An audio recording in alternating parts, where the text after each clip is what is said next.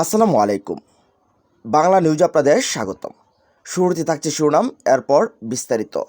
হাসিনার সাক্ষাৎকারে হতাশ কলকাতার আওয়ামী লীগ নেতারা। ঝটিকা মিছিল থেকে আওয়ামী লীগের ৩,০০০ নেতাকর্মী গ্রেফতার। দেশে সংকট তৈরি করেছে অন্তর্বর্তী সরকার, বলছেন মির্জা ফখরুল ইসলাম আলমগীর। এবং সবশেষ জানিয়ে দেব ডিসেম্বরের প্রথম সপ্তাহে নির্বাচনের তফসিল ঘোষণা। এতক্ষণ শুনছেন সংবাদ শিরোনাম, এবার জানুন পুরো বিস্তারিত। নিউ টাউনে বৈঠকে ক্ষোভ, হাসিনার সাক্ষাৎকারে হতাশ কলকাতার আওয়ামী লীগ নেতারা।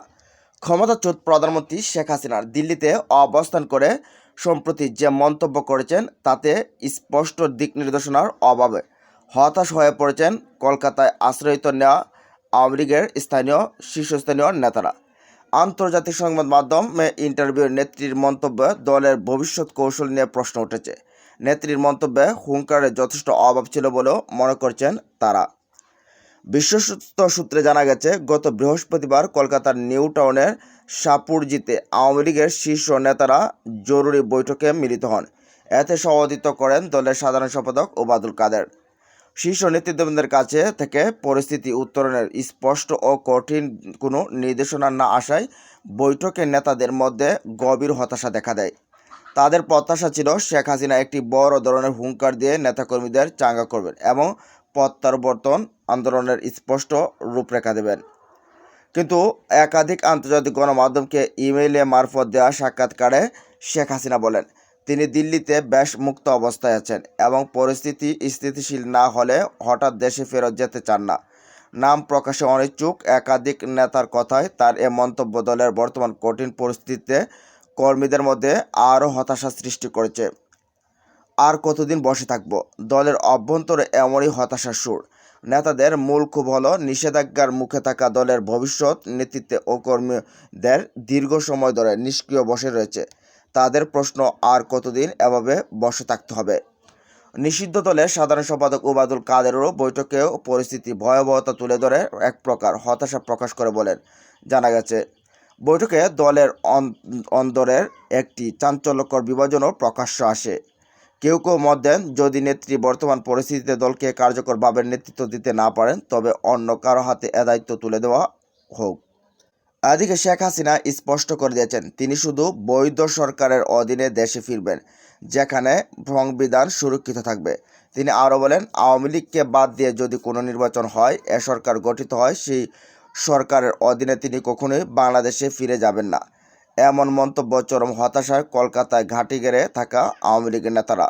তবে সাম্প্রতিক সাক্ষাৎকার থেকে এটা স্পষ্ট যে শেখ হাসিনা আগামী নির্বাচনের আগে ঢাকায় যাওয়ার ইঙ্গিত দিয়েছেন, যদিও তা স্থিতিশীল পরিস্থিতি এবং দলের নির্বাচনে অংশগ্রহণের নিশ্চয়তার উপর নির্ভরশীল।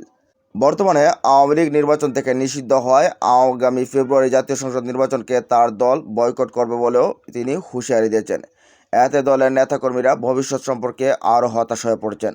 বর্তমান পরিস্থিতিতে আওয়ামী লীগের কর্মীদের হতাশ না হয়ে অন্য কোনো কৌশলে মনোনিবেশ করা উচিত কিনা সে বিষয়ে আলোচনা হয়েছে ওই বৈঠকে।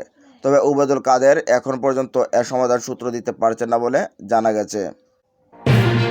এদিকে ঝটিকা মিছিল থেকে আওয়ামী লীগের ৩,০০০ নেতাকর্মী গ্রেফতার। চলতি বছর রাজধানীর ঝটিকা মিছিল থেকে প্রায় ৩,০০০ আওয়ামী লীগের নেতাকর্মী গ্রেফতার করেছে ঢাকা মেট্রোপলিটন পুলিশ। শুক্রবার ডিএমপির মিডিয়া সেন্টারে আয়োজিত এক ব্রিফিংয়ে এ তথ্য জানান ডিএমপির মিডিয়া অ্যান্ড পাবলিক রিলেশনস বিভাগের পুলিশ কমিশনার মোহাম্মদ তালেবুর রহমান। তিনি জানান, শুক্রবার সকালে রাজধানীর বিভিন্ন এলাকায় ঝটিকা মিছিল করার চেষ্টা করলে নিষিদ্ধ ঘোষিত আওয়ামী লীগ ও এর সহযোগী সংগঠনগুলোর মোট ৪৬ নেতাকে গ্রেফতার করা হয়। গ্রেফতারকৃতদের মধ্যে রয়েছে সংগঠনের কেন্দ্রীয়, মহানগর ও জেলা পর্যায়ের বিভিন্ন পদে থাকা ছাত্রলীগ, যুবলীগ, স্বেচ্ছাসেবক লীগ সহ আওয়ামী লীগের সক্রিয় সদস্যরা। ডিএমপির বিভিন্ন ইউনিট ও থানা পৃথক অভিযান চালিয়ে এসব গ্রেফতার পরিচালনা করে। শেরেবাংলা নগর থানা ১৮ জন, counter terrorism and transnational crime ইউনিটের ১৩ জন, খিলক্ষেত থানা ৪ জন, উত্তরা পশ্চিম থানা ২ জন, বাড্ডা থানা ৩ জন, বনানী থানা ৩ জন এবং তেজগাঁও থানা ৩ জনকে গ্রেফতার করে।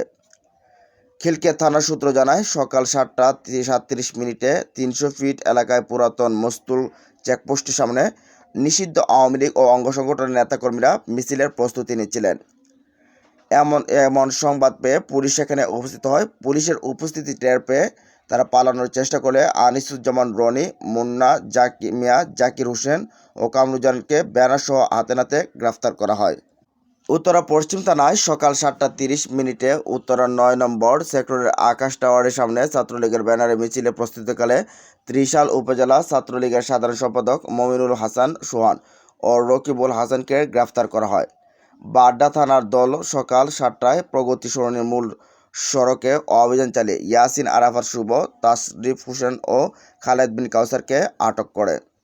কাউন্টার টেরোরিজম ইউনিট জানায়, সকাল 8টার দিকে বিজয়নগর এলাকায় সরকার বিরোধী জটিকা মিছিলের প্রস্তুতিকালে কেন্দ্রীয় ছাত্রলীগের সহসভাপতি রকিবুল ইসলাম বাদন, সাতক্ষীরা জেলা ছাত্রলীগের সাধারণ সম্পাদক সুমন হোসেন, ইসলামী বিশ্ববিদ্যালয় ছাত্রলীগের সাংগঠনিক সম্পাদক মেজবাউল ইসলাম সহ মোট 13 জন নেতাকর্মীকে গ্রেফতার করা হয়। শেরেবাংলা নগর থানার তথ্য অনুযায়ী সকাল 6টা 40 শহীদ সোহরাওয়ার্দী মেডিকেল কলেজ হাসপাতালের সামনে নিষিদ্ধ আওয়ামী লীগ ও ছাত্রলীগের ব্যানারে প্রায় 90 থেকে 100 জন নেতাকর্মী অবৈধ মিছিলে অংশ নেন। এসময় পুলিশ অভিযান চালিয়ে বজলুর রহমান, নূর আলম সিদ্দিক, মহিউদ্দিন আন্দোলন সহ মোট 18 জনকে গ্রেফতার করে। বনানী থানার দুপুর 1টা 20 গেটের সামনে অভিযান চালিয়ে জিয়া মাহমুদ, জিয়া ও আলম নামে 3 জনকে গ্রেফতার করে। একই সময়ে তেজগাঁও থানা সকাল 10টা 30 বিজয় সরণি এলাকায় জটিকা মিছিল প্রাক্কালে রিফাত ইসলাম, মিল্লাত বাবু ও স্বপন মেকে আটক করে। ডিএমপির ডিসি মোহাম্মদ তালেবুর রহমান বলেন, রাজধানীতে আইনশৃঙ্খলা রক্ষায় ডিএমপি সর্বোচ্চ সতর্ক অবস্থানে রয়েছে। নিষিদ্ধ ঘোষিত সংগঠনগুলোর কোনো বেআইনি কার্যক্রম বা উস্কানিমূলক তৎপরতা কঠোরভাবে দমন করা হবে। তিনি আরও জানান, গ্রেফতারকৃত 46 জনের বিরুদ্ধে সংশ্লিষ্ট থানাগুলোতে আইনানুগ ব্যবস্থাধীন রয়েছে।